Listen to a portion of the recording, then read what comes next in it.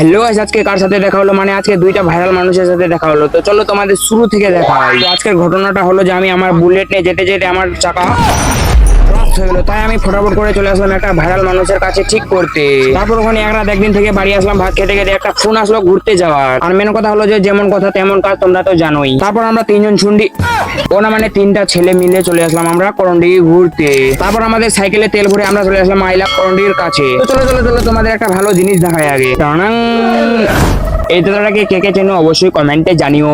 আমরা চলে আসলাম এই দাদার বাড়ি। এই দাদার সাথে একটু এখানে মানে ফটো শুট করতে আর ভিডিও শুট করতে আসলাম। আর তোমাদের একটা ভালো একদম মেন পয়েন্টের কথা বলছি, এই দাদা কিন্তু একদম খুব খুব খুব ভালো। এই কথাটা কেন বলছি, কারণ এই দাদা থেকে আমি একদম খুব ছোট ক্রিয়েটর, তাও আমাদের বুঝতে দেন আমরা কত ছোট ক্রিয়েটর, তাও আমাদের সাথে ভালো ব্যবহার করে। আর তোমরা যদি দাদার সাথে দেখা করো তোমাদের সাথেও ভালো ব্যবহার করবে। আর দাদা তুমি যদি এই ভিডিওটা দেখো তাহলে অবশ্যই কমেন্ট করো। তারপর দাদার সাথে অনেকগুলো ফটো শুট করলাম। আর তোমরা যদি ফটোগুলো দেখতে চাও তাহলে আমার অবশ্যই ইনস্টাগ্রামটা চেক করো। তারপর দাদাকে বাই বাই বলে চলে যাচ্ছি বাড়ি।